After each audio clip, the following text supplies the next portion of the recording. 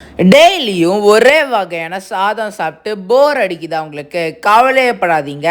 இந்த வீடியோல நான் சொல்றேன் 6 நாளைக்கு 6 விதவிதமான இன்ஸ்டன்ட் வெரைட்டி ரைஸை அதுவும் 5 நிமிஷத்துக்குள்ளார எப்படி டேஸ்டியா செய்யறதுன்னு பார்க்கலாமா? வாங்க. பெப்பர் ஜீரா ரைஸ் எப்படி செய்யுதுன்னு பார்க்கலாமா? ஒரு மண் சட்டி பாத்திரத்தில் 1 டேபிள் ஸ்பூன் இல்லை எண்ணெய் ஊற்றிக்கலாம். இதில் அரை டீஸ்பூன் சீரகம் இதில் நம்ம சேர்த்திக்கலாம்.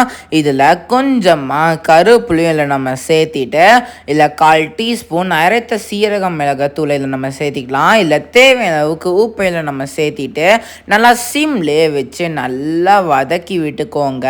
இப்போ நல்லா வடித்து ஆற வச்சிருக்கிற சாதத்தை ஒரு கரண்டி அளவுக்கு இல்லை நம்ம சேர்த்திட்டு நம்ம போட்டுக்கிறோம். மசாலா ஃபுல்லாகவே ஸ்ப்ரெட் ஆகிற மாதிரி நல்லா கலந்து விட்டுக்கலாம்.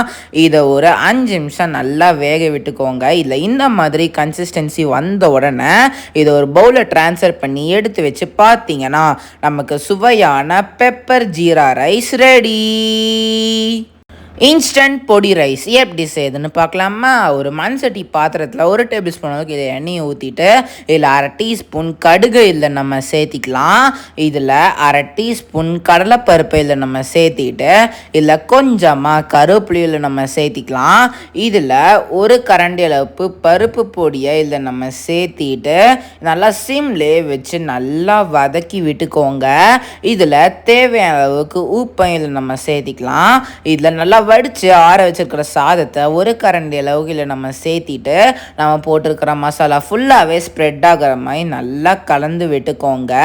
இதை ஒரு 5 நிமிஷம் நல்லா வேகட்டும். 5 நிமிஷத்துக்கு கழித்து இந்த மாதிரி கன்சிஸ்டன்சி வந்த உடனே இதை ஒரு பவுலில் ட்ரான்ஸ்ஃபர் பண்ணி எடுத்து வச்சு பார்த்தீங்கன்னா நமக்கு சுவையான இன்ஸ்டன்ட் பொடி ரைஸ் ரெடி. லெமன் ரைஸ் எப்படி செய்யுதுன்னு பார்க்கலாமா? ஒரு மண் சட்டி பாத்திரத்தில் 1 டேபிள் ஸ்பூனுக்கு இல்லை எண்ணெய் ஊற்றிக்கோங்க. இதில் அரை டீஸ்பூன் கடுகு இதில் நம்ம சேர்த்திட்டு இதில் அரை டீஸ்பூன் சீரகத்தை இதை நம்ம சேர்த்திக்கலாம். இதில் 1/4 டீஸ்பூன் உளுந்தை இதில் நம்ம சேர்த்திட்டு இதில் கிள்ளி வச்சுருக்கிற வரமிளகாவை ஒன்று நம்ம இதில் நம்ம சேர்த்திக்கலாம். இதில் கொஞ்சமாக கருவேப்பிலையில் நம்ம சேர்த்திட்டு இதில் சின்ன சின்ன பீஸாக கட் பண்ணி வச்சுருக்கிற பெரிய வெங்காயம் 1 கரண்டி அளவுக்கு நம்ம சேர்த்திக்கலாம். இதில் தேவையான அளவுக்கு உப்பு இதில் நம்ம சேர்த்திட்டு இது எல்லாமே போட்டுட்டு நல்லா சிம்லேயே வச்சு நல்லா வதக்கி விட்டுக்கோங்க. இதில் கொஞ்சமாக மஞ்சத்தூள் நம்ம சேர்த்திக்கலாம். இதில் நல்லா வடித்து ஆற வச்சிருக்கிற சாதத்தை 1 கரண்டி அளவுக்கு நம்ம சேர்த்திட்டு நம்ம போட்டிருக்கிற மசாலா ஃபுல்லாகவே ஸ்ப்ரெட் ஆகிற மாதிரி நல்லா கலந்து விட்டுக்கோங்க. இதில் அரை லெமனை 1 டேபிள் ஸ்பூன் அளவுக்கு நல்லா புழிஞ்சு எடுத்துக்கலாம். இது எல்லாமே போட்டுட்டு நல்லா சிம்லேயே வச்சு நல்லா கலந்து விட்டுக்கோங்க. நல்லா கலந்ததுக்கு அப்புறமா இதை ஒரு 5 நிமிஷம் நல்லா வேகட்டும். 5 நிமிஷம் கழித்து இந்த மாதிரி கன்சிஸ்டன்சி வந்த உடனே இதை ஒரு பவுலில் ட்ரான்ஸ்ஃபர் பண்ணி எடுத்து வச்சு பார்த்தீங்கன்னா நமக்கு சுவையான லெமன் ரைஸ் ரெடி. தேங்காய் சாதம் எப்படி செய்யுதுன்னு பார்க்கலாமா? ஒரு மண் சட்டி பாத்திரத்தில் 1 டேபிள் ஸ்பூன் அளவுக்கு இல்லை எண்ணெயை ஊற்றிட்டு இதில் அரை டீஸ்பூன் கடுகு இதில் நம்ம சேர்த்திக்கலாம். இதில் அரை டீஸ்பூன் அளவுக்கு சீரகத்தை இதில் நம்ம சேர்த்திட்டு இதில் 1/4 டீஸ்பூன் உளுந்தை இதில் நம்ம சேர்த்திக்கலாம். இதில் கொஞ்சமாக கருவேப்பிலையில் நம்ம ஆட் பண்ணிவிட்டு இதில் கிள்ளி வச்சுருக்கிற வரமிளகாவை 1 அளவுக்கு இதில் நம்ம சேர்த்திக்கலாம். இதில் நல்லா துருவி வச்ச தேங்காவை 1 கரண்டி அளவுக்கு இதில் நம்ம சேர்த்திட்டு இதில் தேவையான அளவுக்கு உப்பை இதில் நம்ம சேர்த்திக்கலாம். இது எல்லாமே போட்டுட்டு நல்லா சிம்லேயே வச்சு நல்லா வதக்கி விட்டுக்கோங்க. இதில் 1 கரண்டி அளவுக்கு நல்லா வடித்து வச்சுருக்கிற சாதத்தை இதில் நம்ம சேர்த்திட்டு நம்ம போட்டுக்கிற மசாலா தேங்காய் ஃபுல்லாகவே ஸ்ப்ரெட் ஆகிற மாதிரி நல்லா கலந்து விட்டுக்கோங்க. இதை ஒரு 5 நிமிஷம் நல்லா வேகட்டும். இதில் இந்த மாதிரி கன்சிஸ்டன்சி வந்த உடனே இதை ஒரு பவுலில் ட்ரான்ஸ்ஃபர் பண்ணி எடுத்து வச்சு பார்த்தீங்கன்னா நமக்கு சுவையான தேங்காய் சாதம் ரெடி. இன்ஸ்டன்ட் டொமேட்டோ ரைஸ் எப்படி செய்யுதுன்னு பார்க்கலாமா? ஒரு மண் சட்டி பாத்திரத்தில் 1 டேபிள் ஸ்பூன் அளவுக்கு இல்லை எண்ணெயை ஊற்றிட்டு இதில் அரை டீஸ்பூன் சோம்பு இதில் நம்ம சேர்த்திக்கலாம். இதில் கொஞ்சமாக கருவேப்பிலையில் நம்ம சேர்த்திட்டு இதில் சின்ன சின்ன பீஸாக கட் பண்ணி வச்சுருக்கிற பெரிய வெங்காயம் 1 கரண்டி அளவுக்கு நம்ம சேர்த்திக்கலாம். இதில் சின்ன சின்ன பீஸாக கட் பண்ணி வச்சுருக்கிற தக்காளியும் 1 கரண்டி அளவுக்கு நம்ம சேர்த்திட்டு இதில் தேவையான அளவுக்கு உப்பை இதில் நம்ம சேர்த்திக்கலாம். இதில் கொஞ்சமாக மஞ்சத்தூள் இதில் நம்ம சேர்த்திட்டு இதில் 1/4 டீஸ்பூன் மிளகாத்தூள் இதில் நம்ம சேர்த்திக்கலாம். இதில் 1/4 டீஸ்பூன் மல்லித்தூள் இதில் நம்ம சேர்த்திட்டு இது எல்லாமே போட்டுட்டு நல்லா சிம்லேயே வச்சு நல்லா வதக்கி விட்டுக்கோங்க. இதில் தேவையான அளவுக்கு தண்ணியும் இதில் நம்ம ஊற்றிக்கலாம். இது எல்லாமே போட்டுட்டு 5 நிமிஷம் நல்லா வேக விட்டுக்கோங்க.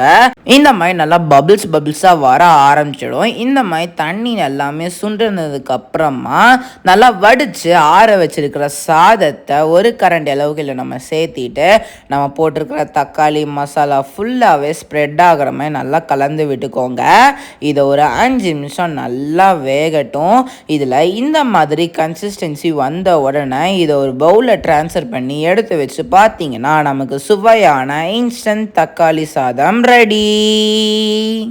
கருவேப்பிலை சாதம் எப்படி செய்யுதுன்னு பார்க்கலாமா? ஒரு மண் சட்டி பாத்திரத்தில் 1 டேபிள் ஸ்பூன் அளவுக்கு இல்லை எண்ணெயை ஊற்றிட்டு இதில் 1/2 டீஸ்பூன் அளவுக்கு கடுகு இல்லை நம்ம சேர்த்திக்கலாம்.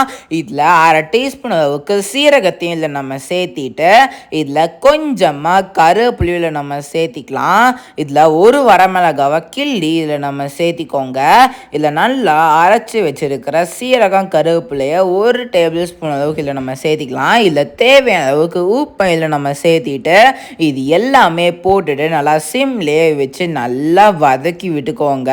இதில் நல்லா வடித்து ஆற வச்சிருக்கிற சாதத்தை ஒரு கரண்டி அளவுக்குள்ள நம்ம சேர்த்திட்டு நம்ம போட்டுக்கிற கருவேப்பிலை ஃபுல்லாகவே மிக்ஸ் ஆகிற அளவுக்கு நல்லா கலந்து விட்டுக்கலாம்.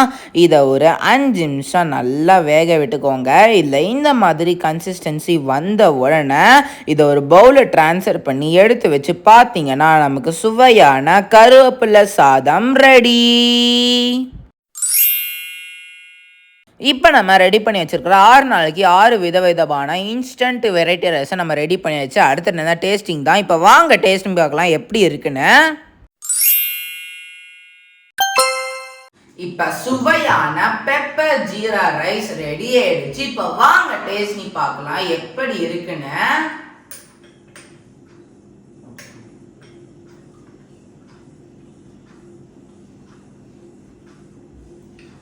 ரொம்பவே சுவையா இருக்குங்க. உங்க வீட்டில் சாப்பாடு மீதாயிடுச்சுன்னு கவலைப்படுறீங்களா? இனிமேல் கவலையப்படாதீங்க. இந்த மாதிரி பெப்பர் ஜீரா ரைஸை செஞ்சு கொடுத்தீங்கன்னா ரொம்ப விரும்பி சாப்பிடுவாங்க. அதுவும் டெய்லியுமே இதான் வேணும்னு கேட்பாங்க. அதுவும் நான் சொன்ன மெத்தடில் ட்ரை பண்ணி பார்த்தீங்கன்னா ரொம்ப வித்தியாசமான டேஸ்ட்ல இருக்கும். எல்லாருமே ஆச்சரியப்படுவாங்க. கண்டிப்பா ட்ரை பண்ணி பாருங்க. இப்ப சுவையான இன்ஸ்டன்ட் பொடி ரைஸ் ரெடி ஆயிடுச்சு. இப்ப வாங்க டேஸ்ட் பண்ணி பார்க்கலாம் எப்படி இருக்குன்னு.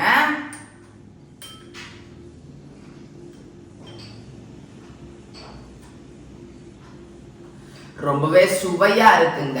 இந்த பொடி பருப்புல இந்த சாதத்தை மிக்ஸ் பண்ணி சாப்பிட்றப்போ ரொம்பவே சுவையா இருக்கு. உங்க வீட்டுல மிச்சமான சாப்பாடு இருந்துச்சுன்னு கவலைப்படுறீங்களா? இனிமேல் கவலையப்படாதீங்க. இந்த மாதிரி பொடி ரைஸா செஞ்சு கொடுத்து பார்த்தீங்கன்னா எல்லாருமே ரொம்ப விரும்பி சாப்பிடுவாங்க. டெய்லியுமே இதான் வேணும்னு கேட்பாங்க. அதுவும் நான் சொன்ன விதத்துல ட்ரை பண்ணி பார்த்தீங்கன்னா ரொம்ப வித்தியாசமான டேஸ்ட்ல இருக்கும். எல்லாருமே ஆச்சரியப்படுவாங்க. கண்டிப்பா ட்ரை பண்ணி பாருங்க. இப்ப சுவையான லெமன் ரைஸ் ரெடி ஆயிடுச்சு. இப்ப வாங்க டேஸ்ட் பண்ணி பார்க்கலாம் எப்படி இருக்குன்னு.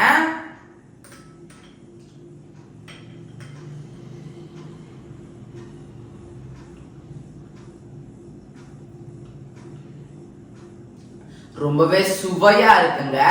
உங்க வீட்டுல மிச்சமான சாப்பாடு இருக்குன்னு கவலைப்படுறீங்களா? இனிமேல் கவலையப்படாதீங்க. இந்த மாதிரி லெமன் ரைஸை செஞ்சு கொடுத்து பார்த்தீங்கன்னா ரொம்பவே டேஸ்டா இருக்கும். எல்லாருமே விரும்பி சாப்பிடுவாங்க. அதுவும் நான் சொன்ன மெத்தட்ல ட்ரை பண்ணி பார்த்தீங்கன்னா ரொம்ப வித்தியாசமான டேஸ்ட்ல இருக்கும். எல்லாருமே ஆச்சரியப்படுவாங்க. கண்டிப்பா ட்ரை பண்ணி பாருங்க. இப்ப சுவையான கோகனட் ரைஸ் ரெடி ஆயிடுச்சு. இப்ப வாங்க டேஸ்ட் பண்ணி பார்க்கலாம் எப்படி இருக்குன்னு.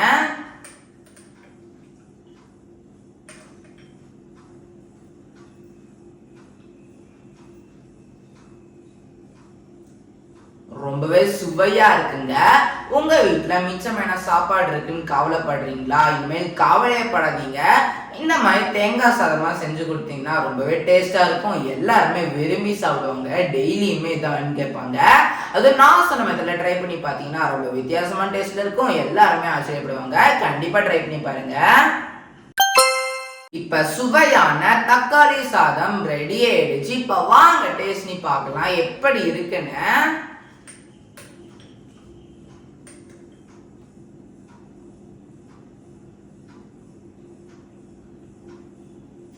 ரொம்பவே சுவையா இருக்குங்க.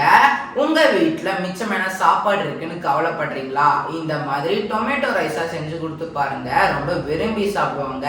அதுவும் நான் சொன்ன விதத்துல ட்ரை பண்ணி பாத்தீங்கன்னா ரொம்ப வித்தியாசமான டேஸ்ட்ல இருக்கும். எல்லாருமே ஆச்சரியப்படுவாங்க. கண்டிப்பா ட்ரை பண்ணி பாருங்க. இப்ப சுவையான கருவேப்பிலை ரைஸ் ரெடி ஆயிடுச்சு. இப்ப வாங்க டேஸ்ட் பண்ணி பார்க்கலாம் எப்படி இருக்குன்னு.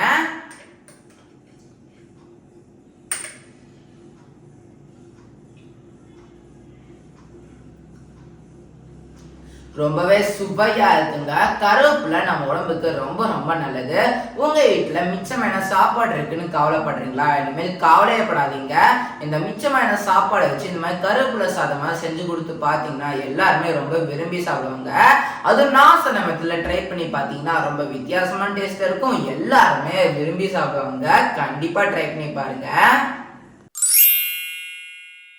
இப்ப நான் சொன்ன 6 நாளைக்கு 6 விதவிதமான வெரைட்டி ரைஸை உங்க வீட்டுல உங்களுக்கு செஞ்சு கொடுத்து அசத்துங்க.